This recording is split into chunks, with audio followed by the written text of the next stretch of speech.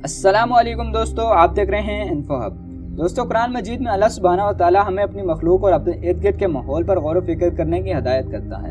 अल्लाह ताला कहता है कि इसके आयात को वही लोग समझ सकते हैं जो वाकई में सही मानों में समझने की कोशिश करते हैं। हमें तरगीब दी जाती है कि कुरान को महज एक किताब के तौर पर न पढ़ें, बल्कि इसकी आयात की गहराई में मुताला करें और इनके हकीकी मानी तक पहुँचें। अगर हम कुरान की ज़ुबान में महारत रखते तो इस किताब की लज्जत का मज़ा चखते और इसके मुआजिज़ात दरियाफ़्त करते।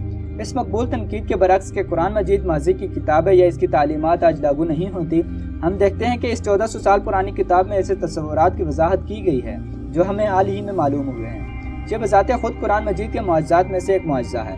तो आइए इनमें से चंद एक का मुताला करते हैं। वीडियो शुरू करने से पहले मेरी वीडियो को लाइक, चैनल को सब्सक्राइब और बेल आइकन को ज़रूर दबाइएगा ताकि हर आने वाली नई वीडियो आप तक पहुँचती रहे। आसमान न सिर्फ खूबसूरत है बल्कि ये हमारी बका में भी अहम किरदार अदा करता है। और ये बात तो हम जानते हैं कि सूरज मुख्तलिफ तवानाई की शुआएं खारिज करता है, जिनमें से कुछ नुकसानदेह होती हैं और कुछ अहम कामों के लिए दरकार होती हैं, जैसा कि पौधों में फोटोसिंथेसिस के होने और इंसानों में विटामिन डी के पैदावार का जरिया बनती हैं। अल्लाह सुब्हानहू व तआला ने एक ऐसा तरीक़ाकार बनाया है जो इस बात को यकीनी बनाता है कि सिर्फ फ़ायदेमंद और बेज़रर शुआएं ज़मीन तक पहुँचें। ये वही तरीक़ाकार है जिसे हम ओज़ोन लेयर के नाम से जानते हैं। साइंसदानों ने यह लेयर 1913 में दरियाफ्त की थी। कुरान मजीद की सूरह अंबिया आयत नंबर 32 में अल्लाह ताला फरमाता है, और हमने आसमान को एक महफूज छत बनाया, लेकिन वो उसकी निशानियों से मुंह फेर रहे हैं। यही सब कुछ नहीं बल्कि हमारे इर्द गिर्द का माहौल एक खास दर्जा हरारत को बरकरार रखता है जो हमारे जिंदा रहने के लिए मौजू है। इसकी अदम मौजूदगी में दर्जा हरारत -270 डिग्री सेंटीग्रेड तक गिर जाएगा और हम बर्फ़ की तरह जम जाएंगे। सोचो, अगर आसमान ना होता और सितारों और सूरज को अल्लाह ने अपनी जगह पर ठहरने का हुक्म ना दिया होता तो क्या होता। चीज़ें हमारे सरों पर गिर रही होती और रोज़मर्रा की ज़िंदगी मसाइल का शिकार होती। हम जिस ज़मीन पर रहते हैं वो मुसलसल हरकत की हालत में है। हम इसे महसूस नहीं कर पाते क्योंकि अल्लाह ताला ने इसे थामने के लिए बहुत पहाड़ रखे हैं। यह हकीकत उस वक्त तक नामालूम थी जब तक कि माहिरीन अर्जियात ने दरियाफ्त नहीं किया था कि पहाड़ों की जड़ें ज़मीन की सतह के नीचे बहुत गहरी होती हैं। ये जड़ें ज़मीन की मुख्तलिफ प्लेटों को कंट्रोल करती हैं और इसे हिलने से रोकती हैं। अल्लाह सुब्हानहू व तआला सूरह अंबिया आयत नंबर 31 में फरमाता है, और हमने ज़मीन में मजबूत पहाड़ बना दिया ताकि ऐसा ना हो कि कहीं वो इन्हें लेकर कांपने लगे, और हमने इसमें कुशादा रास्ते बनाए ताकि लोग राह पा सकें।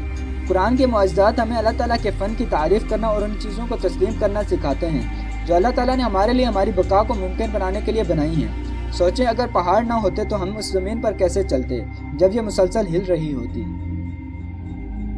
अल्लाह ताला की तख्लीक की एक खूबी यह है कि हर चीज़ एक सही निज़ाम के तहत चलती है। सूरज हर रोज़ अपने मुकर्रर वक्त पर तलू होता है, इसमें एक मिनट भी जल्दी या देर नहीं होती। जब सूरज गुरूब होता है तो चांद अपनी जगह ले लेता है और तलुए फज्र तक वहीं रहता है। हर रात के बाद दिन छा जाता है। तमाम सैयारे सूरज के गिर्द अपने तयशुदा मकदार में घूमते हैं। न मार्स वीनस की जगह लेता है और न नेपच्यून ज़मीन के साथ अपनी पोजीशन बदलता है, क्योंकि चंद मिलीमीटर की तब्दीली भी कायनात में तबाही का बायस बन सकती है। अल्लाह ताला सूरह अंबिया आयत नंबर 33 में फरमाता है, और वही अल्लाह है जिसने रात और दिन को पैदा किया और सूरज और चांद को भी। तमाम अपने मकदार के अंदर तेजी से तैरते चले जाते हैं। कायनात के बारे में बहस 9वीं सदी तक सामने नहीं आई थी।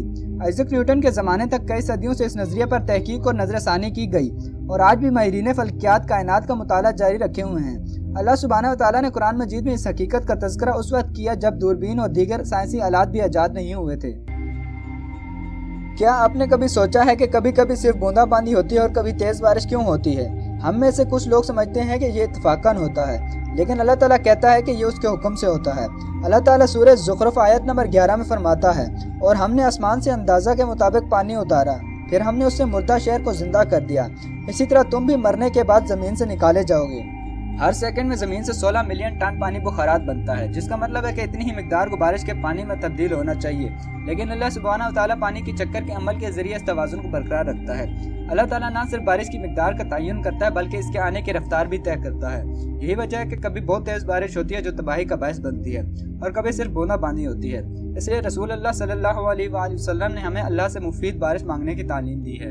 यह 16वीं सदी की बात है जब एक फ्रांसीसी हाइड्रोलिक इंजीनियर बर्नार्ड पेलिसी ने वाटर साइकिल यानी पानी का चक्कर दरियाफ्त किया था, और 19वीं सदी में एक जर्मन फिजिशिस्ट फिलिप लेनार्ड ने बारिश की रफ्तार और बारिश के कतरे के दरमियान एक ताल्लुक दरियाफ्त किया था। सूरह रहमान की आयत नंबर 19 में अल्लाह ताला फरमाता है, हमने 2 समंदरों को जारी किया जो आपस में मिलते हैं, उनके दरमियान एक पर्दा है कि उनमें से कोई भी तजावुज़ नहीं करता। साइंस ने दरियाफ्त किया है कि वाकई में ज़मीन पर ऐसे 2 समुंदर मौजूद हैं जो एक दूसरे से जुड़े हुए हैं मगर एक दूसरे में मिलते नहीं, और उनका रंग भी एक दूसरे से मुख्तलिफ है। कुरान मजीद 1400 साल पुरानी किताब है, तब किसी किस्म की टेक्नोलॉजी भी न थी, تو کیسے قرآن مجید میں یہ سب لکھا ہوا ہے؟ حقیقت واضح ہے کہ قرآن مجید سچی کتاب ہے اور حضرت محمد صلی اللہ علیہ وآلہ وسلم اللہ تعالیٰ کے آخری نبی اور رسول ہیں۔ پھر ملتے ہیں اگلی ویڈیو میں، تب تک کے لیے اللہ حافظ۔